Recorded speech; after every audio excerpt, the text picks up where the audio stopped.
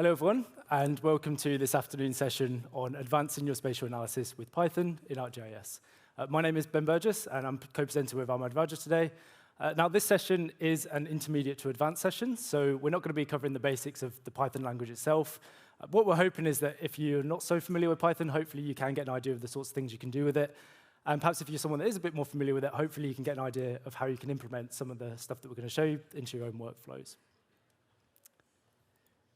So in terms of the things that we are going to cover, we are going to start with a bit of theory. We're going to have an introduction to Python across ArcGIS, whereabouts you can find it, and the two different libraries that you have available to you, which are ArcPy and the ArcGIS API for Python. And then we're going to go into some demos where we're going to put both of these libraries into action to carry out some analysis. We're going to create a custom tool, and then we're going to use that in ArcGIS Online. And then finally, we're going to wrap up the session at the end there. So without further ado, whereabouts can we find Python in ArcGIS? Well, the short answer to that is everywhere. So you'll find it running all parts of our stack. So for example, through Enterprise, through Portal, the API for Python, hosted notebooks, geoanalytics, these all leverage Python. It's running desktop with ArcGIS Pro, ArcPy, ArcGIS Indoors, Business Analyst, Workflow Manager. Again, all of these products involve geoprocessing, which underneath is Python and C++ and C. And then we have it across our software as a service and platform as a service as well. So with ArcGIS Online through ArcGIS Online Notebooks and ArcGIS Location Platform too. And then, of course, it helps to run our runtime frameworks as well. As you can see on the screen there, you have over 2,000 geoprocessing tools currently available to you that you can access and leverage with Python. And on top of that, there's a further 250 Python libraries that are included and supported with our base release. And that's not even including our deep learning packages as well, which include a whole host more on top of that. So again, that short answer to where is Python in ArcGIS is that it really is everywhere. Now, you might have heard me say the ArcGIS API for Python or ArcPy a couple of times, and you might be wondering what is the difference between both of these. And that is a good question. The way you can think about it is this. So ArcPy is our older Python wrapper, which sits around the core C++ code that runs ArcGIS Pro. So when you use ArcPy, you're actually communicating with that underlying code base, running Pro or whatever context that you're using it in. So this means that you get deep access to ArcGIS Pro with what is relatively simple code. So using ArcPy, you can access your feature classes, your maps. You can run that all in a notebook alongside it and see things updating in real time on your map. Now, on the other hand, the ArcGIS API for Python really is a lightweight Python API. And it's designed to script against an organization. So this means that it's meant to be used with services and resources in a web GIS. So it's built for carrying out data analysis in web environments. But what's nice is that you can actually use both of these libraries together. And you can do that with ArcGIS Pro, ArcGIS Online, and ArcGIS Enterprise. All of these places have both of these libraries, and they work really well together in a complementary way. So you can use them in notebooks, and you can do that by carrying out analysis in an online environment, move things back down to local geoprocessing, all quite seamlessly. So they work really well together, they're really useful, and you can kind of mix and match based on what you need. So really having an environment where you can have both of these libraries really allows you to do anything you possibly could as far as Python goes. So let's take a look at each of these libraries in a bit more detail. So ArcPy really is the most foundational piece when it comes to desktop Python. So it's not just supported in desktop, though. You can use it, again, in ArcGIS Online Notebooks, which we're going to be showing a bit of in a bit. And as I said, with ArcPy, you get deep access to that underlying code base of ArcGIS Pro through maps and projects. And what this allows you to do is to use the Python language to automate many of the data processing tasks that you might already be carrying out manually in ArcGIS Pro. And with ArcPy, you can do things like build custom tools and toolboxes, which again, we're going to show you in a bit. And these can control all aspects of Pro, so publishing services, carrying out tasks, scheduling jobs, and so on. So really, the vast majority of things that you can do in ArcGIS Pro, you can do programmatically with code using ArcPy. Now, the ArcPy library is quite extensive, so it consists of several components. You've got tools, functions, modules, and classes. And as I mentioned earlier, there's over 2,000 geoprocessing tools. So if there is a geoprocessing tool available to you that you use in ArcGIS Pro, you can rest assured that you can run that same tool in a Python script. And that's really what unlocks that automating your workflows process. And again, Ahmad is going to show that in a bit.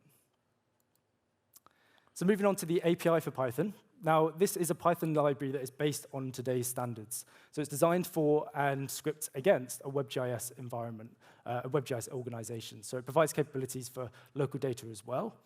Now, really, it does excel at automation workflows, so scheduling repetitive tasks, but it also does provide all the capabilities needed for carrying out data science workflows as well. Now, the API, as you can see on the screen there, is distributed as the ArcGIS package, which represents the generic GIS model.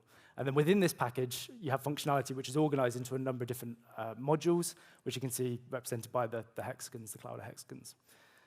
Now, each module is has a different set of types of functions that are targeted towards one particular aspect of the overall GIS model. So the big green hexagon that you can see there is the GIS module, and that is the most important. So this provides access, provides you entry point for providing managed classes, for users, data stores, and content. So really, the API has been designed to cover a wide spectrum of users, from system administrators, data scientists, Python developers. So again, you can carry out tasks like report on item and user activity, schedule data pulls from external data sources, and carry out big data analytics and so on. And again, because you can use all of these functionality within the API, that means that you can automate them. So that's essentially Python in ArcGIS in a nutshell, and the two different flavors or two different libraries that you have available to you. I'm now going to hand over to Ahmad, who's going to show us some ArcPy in action. Thanks, Ben, for showing us just how extensive ArcGIS is in its support for Python automation. And now that we've heard and seen a little bit about how Python can be used across the system to automate our workflows, let's take a look at that in practice. And to help us do that, Ben and I have prepared a series of demos where we'll be using Python and ArcPy across the ArcGIS system as part of a completely automated business solution. And as part of that automation, we've created a little scenario for ourselves. Ben and I will be playing the roles of site suitability analysts. That means it's our responsibility to help organizations determine the ideal locations for upcoming projects. And as you can imagine, site suitability can involve a fair deal of spatial analysis, from understanding the environmental landscape of your upcoming project, the demographic makeup of the people that you're serving, any physical constraints such as roads or buildings or pathways, and at times even competitor analysis. So join us as we use Python to automate some of these workflows and answer those questions. The workflow we'll be following will consist of 3 steps. The first, I'll be using desktop Python automation to identify commonly repeated workflows from site suitability analysts and automating it into a script. And we'll package that into a tool that we can run time and time again to generate a catchment profile around any point that we're considering for a project. To do that, I'll be using ArcGIS Pro alongside ArcPy. Then Ben will take over in step 2, and he'll use the exact same tool that we used in step 1, except this time it'll be in ArcGIS Online. He'll be leveraging the computational potential of the cloud to scale this tool as part of a much wider competitor analysis. And he'll be running his Python in a Python notebook environment. And once we've completed step 1 and step 2, we'll be better positioned to suggest the best location for an upcoming commercial project. So let's dive right into step 1 and see what that looks like. Because it's desktop GIS and desktop automation, we're going to open ArcGIS Pro, and we're going to set our sights to the city of Liverpool. But in reality, we could really carry out this analysis just about anywhere. So before we dive into any kind of automation, let's step back and ask ourselves what a manual process would look like to generate a catchment profile.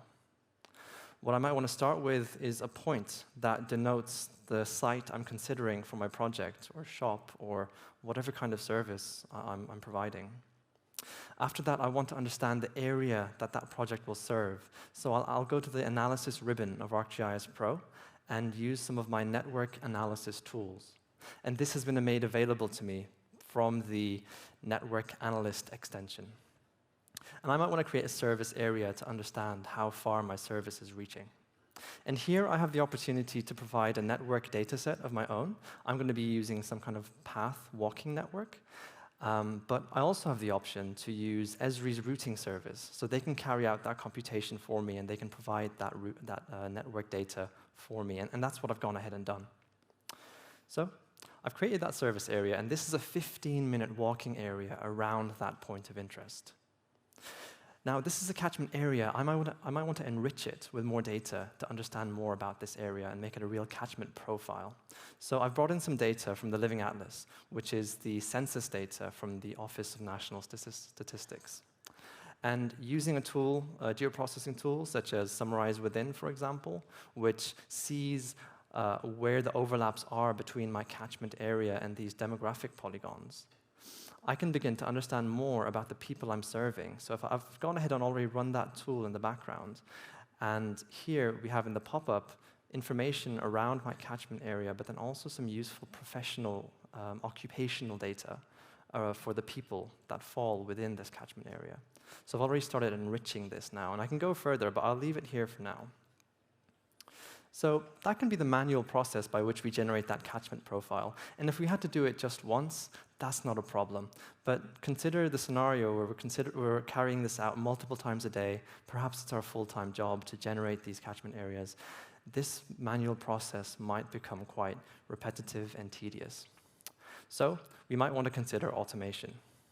Now, the first protocol for many people might be the built-in model builder in ArcGIS Pro, where once you've understood your workflow, you can begin to string together and just create like a sequence of steps. And that will be your automation, and you can run that time and time again. So here, for example, this is my network data, that path data, that walking data. And this is the point of interest I was considering. And here, I've gone ahead and created that catchment area that we saw. And finally, I've enriched it with that census data. And this is all captured within the model, and this is a perfectly adequate automation solution. However, there are cases where I may want to consider, as the name of the talk suggests, a Python automation. And such scenarios might be the case of, I might want to have more granular control over what's happening between steps. I might want to communicate or integrate with third-party tools or APIs, sending and receiving HTTP requests. And Python is built with this kind of integration in mind. So if you have any workflows that you've perhaps workshopped or already created in Model Builder, there's really good news for you, because Model Builder comes with this export to Python file tool, which converts any model that you have into a Python script. So I've gone ahead and run that, and this is the exact script which that model that I showed you earlier has output. And you can see here, this was generated by ArcGIS Model Builder. And as you can also probably tell, it's self-documented itself quite well. So if I'm not familiar with Python, it's telling me here what it's doing. It's creating that summarize within analysis by summarizing the census data within my catchment area, and so on. So you can actually take this script and bring it into any kind of automation tool you have, bring it back into ArcGIS Pro, and run it as a geoprocessing tool. And that will be that manual process automated for you. Now, I've gone ahead and made a few changes to this script just to show you some more advantages of Python scripts. Here, this is the updated script that I've shown you. It's the same workflow, just some additions. So here I've added a bit more documentation at the top. I've added some headers above every chunk of code. So I'm reading tool parameters at the top. I'm preparing my geodatabase for step 2, and so on and so forth. Now, one thing I want to cast your mind to is that this script is a bit longer than the one we saw previously. But one of the reasons why it's a bit longer is because I've peppered in a bunch of these add message methods, which are native to ArcPy. And what these do is they provide real-time feedback to the end user as the tool is running, informing them what's going on, how far the tool has gone in its full length, and also what kind of outputs it's generating, and so on and so forth. Anything I want to communicate to my end user, I can package in this add message method and throw it across my script, so it's giving that real-time feedback as it continues throughout the script. Additionally, I've also considered some error handling, which is very quick and easy in Python. Just a couple of lines, and you can handle errors, you can send messages back, and you can default to fallback processes. Something which Model Builder is also capable of doing, but Python, again, is built with this by design. So I'll go ahead and start using this script now. And let's see how we can bring it into our desktop GIS. We've come back to the ArcGIS Pro screen that we saw earlier. I'm going to open the catalog pane, and if I access my project toolbox, I can right-click and add a new script. So I've already gone ahead and added that Python script, whether it's the default one generated by Model Builder or any that you've customized on your own. Either way, you can add it to your toolbox to run as a geoprocessing tool. So I'll go ahead and open that. As you can see on the right, I've only exposed 3 parameters.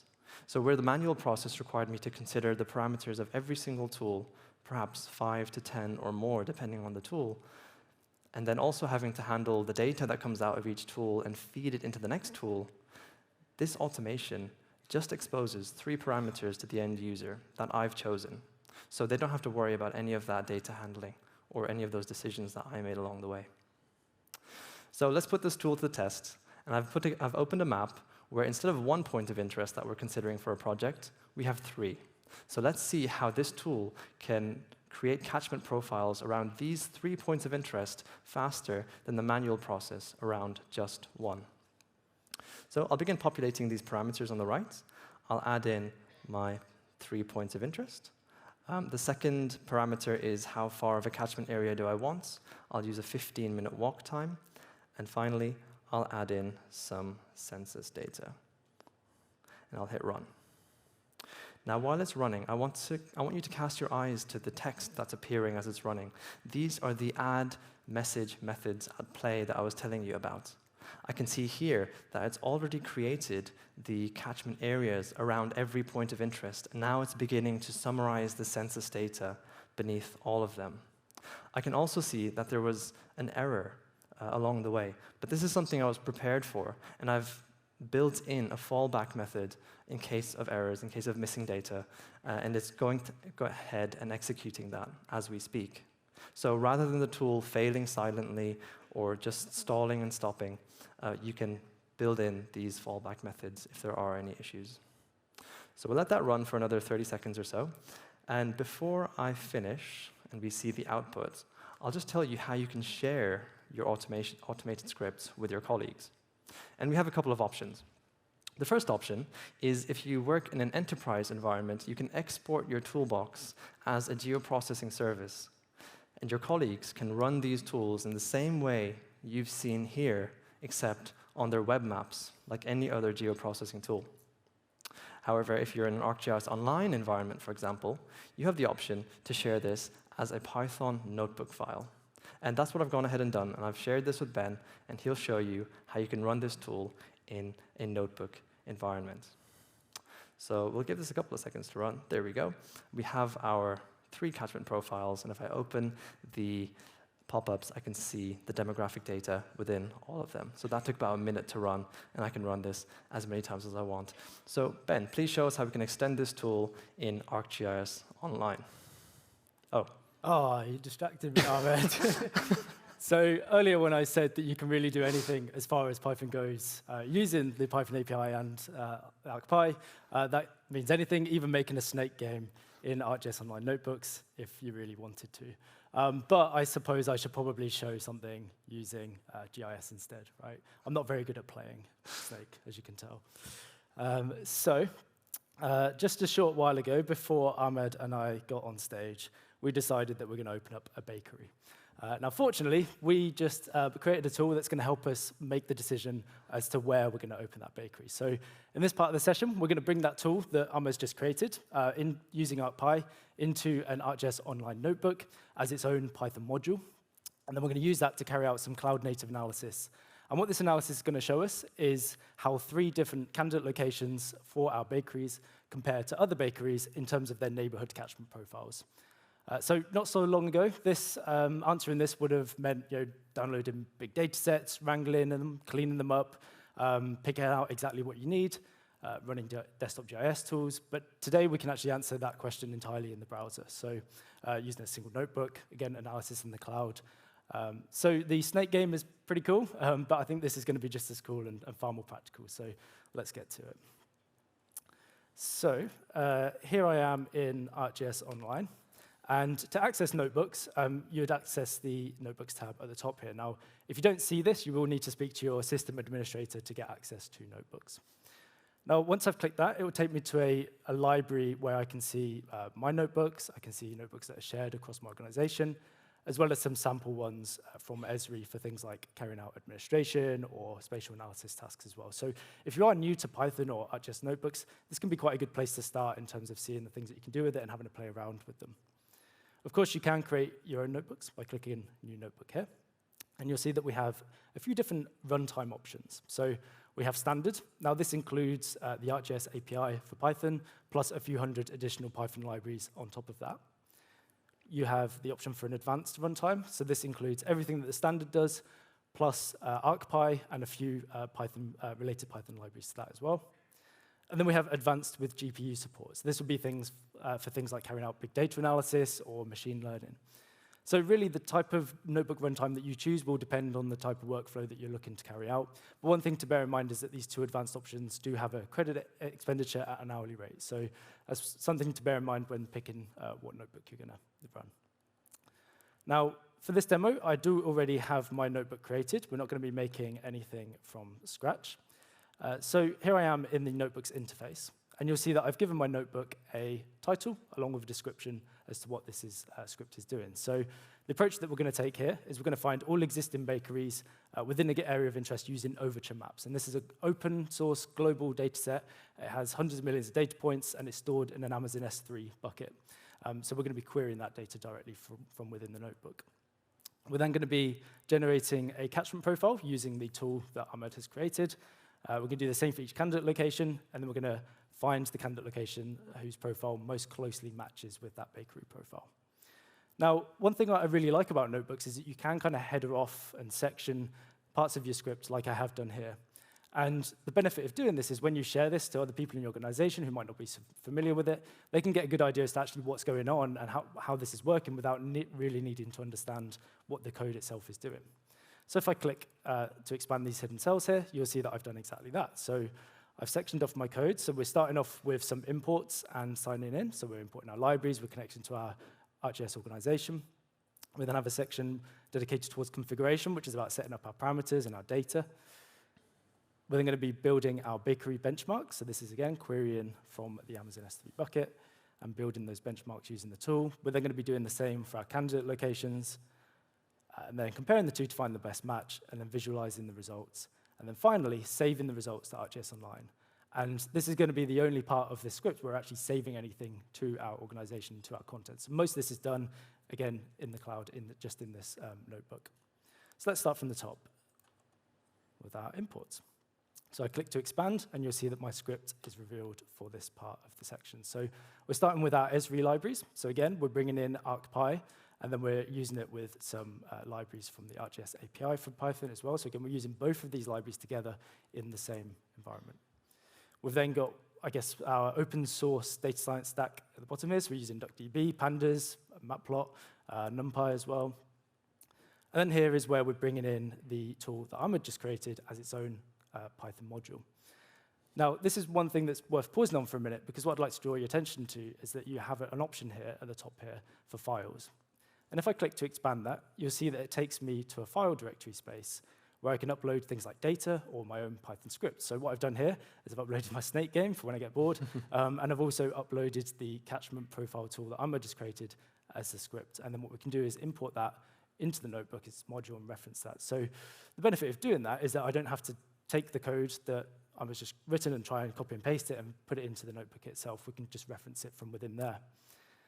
Again, if I wanted to make another notebook to reference this same module, I can do that because this is a global file directory space for within our own content, so we can use this within additional notebooks as well. So I'm going to hit run here, and you'll see I've added some print statements, which confirms that I've signed into my organization, and it's given me the version number for DuckDB. So now we've imported our libraries. The next step is configuration. So there's two small steps to this. So the first is we have this cell here, which is for our parameters. So we're putting anything that we might want to change to run the analysis elsewhere or for a different type of location into this cell. So we have our item ID for our candidate locations. We have our coordinates for our bounding box, B box, or study area. And then we have the place category, which we're defining as bakery, and this is what tells Overture Maps the type of data that we're looking for. So if we're going to be doing the analysis for something like pubs, we'd put pub there. And then this second cell here is where we're going to then unpack these parameters. We're going to map out our census data, set up the parameters for our routing service, and then let's hit run. And again, I've put some print statements here, and that didn't go too well, did it? So because I didn't run this cell here, and then I will run this one, and then that should work. There we go. So again, I've added some print statements so I know that once I've run the cell that it has run successfully, not just getting an error message. So this third section, we now have our parameters set up, we have our data set up, and we've got our libraries loaded. We're going to start building that bakery benchmark. So this first step here is we're going to be querying our data from Overture Maps. Now, just to repeat, this is a global data set. It's big data. It has hundreds of millions of data points. It's living on an Amazon S3 bucket external to this environment. So what DuckDB is allowing us to do here is to send out a query to Overture Maps to return only the rows that we're asking for based on that query. So here is our SQL query, and we're saying we're looking for these parameters from this location, from within this area, and these are the bounding box values that we set up in our parameters earlier, and where the category is place category, which again, we defined as bakery a little bit earlier on. Once it's found that, what we're doing is then building a shape column to store the geometries in, before then using the tool that Ahmad created. We're going to pass that data into there to build that bakery benchmark. And then step 4 here, now this isn't really necessary, but just so you have something to look at other than lines of code, I'm going to plot what's returned and what's calculated on the map. So I'm going to hit run here. Now this might take a little bit of time because as you can tell there's a lot going on. But again, throughout this I have added some print statements which hopefully will let me know as it runs where we're up to within this process. So we'll let that run for one moment. Maybe I'll click run again. This is where I should have put the snake game in to let time go a little bit quicker. Sometimes it takes a little bit longer. Oh. You know what? I'm going to give it a refresh. Thank you for your patience, everyone. And sorry for blinding you again, going from the dark mode to that. I noticed a few winces throughout the... Here we go. So I'm going to run this cell. We're then going to set up our tool parameters once that's loaded.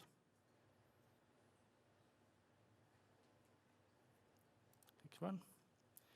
And of course, if you do have a notebook, you can just run all of it at once. I'm going through it step by step just to show you how this works.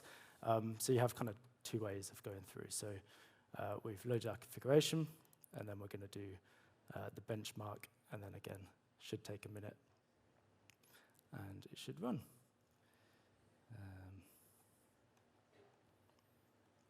Here we go. So we found that we've got 14 bakery locations identified in our area of interest. It's generated a 15-minute walk time around each of these areas, which has consumed a bit of credits. And we are calculating where the output areas intersect and calculating the benchmark for that. And then we have our map. Now, I didn't say it was going to be a nice map, but there's your map. That's everything on just in one place. So we've got our bakery locations in pink there, and then we've got our black kind of walk time areas around there. So now we've done that for our bakeries, we need to do the same for our candidate locations. So I'm going to hit run for this, just in case it takes a little bit of time. And again, we're doing the same thing, but this time, instead of using Overture Maps, what we're doing is we're bringing in our, it likes to bring me down there, we're bringing in our feature layer instead. So sorry about that, might be making some people dizzy here. So here we go. So here we're bringing in our feature layer, which we defined earlier with the feature layer item ID. So this is being run on our candidate locations. And then we're doing the same thing where we're going to plot it on a map. Not entirely necessary, but again, I did this to give your eyes a rest from all the lines of code. So again, it's done the same thing. We have some print statements, which is telling us where we're at throughout that process.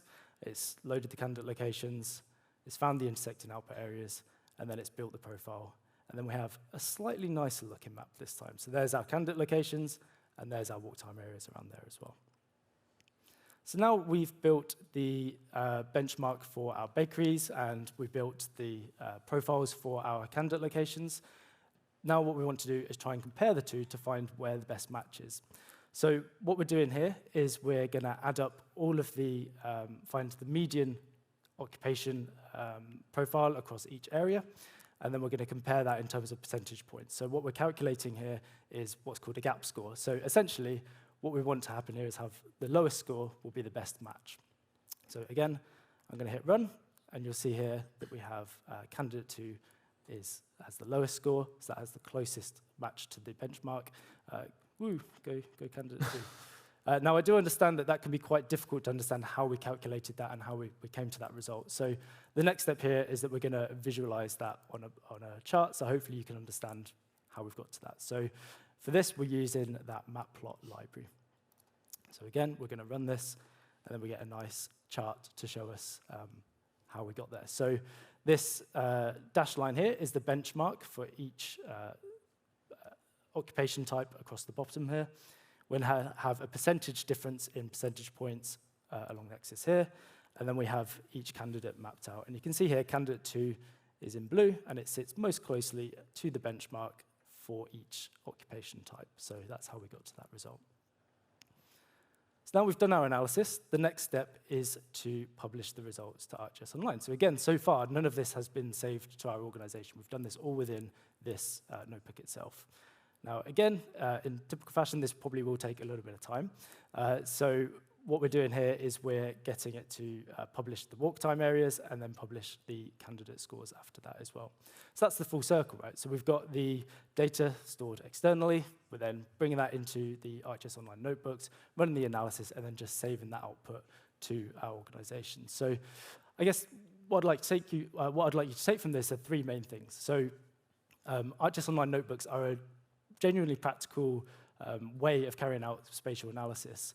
The markdown format with the cells means that you can kind of annotate and document exactly what's going on within the notebook and be able to share it with others, and they'll be able to get an idea as to how that's working without actually understanding every single line of code itself.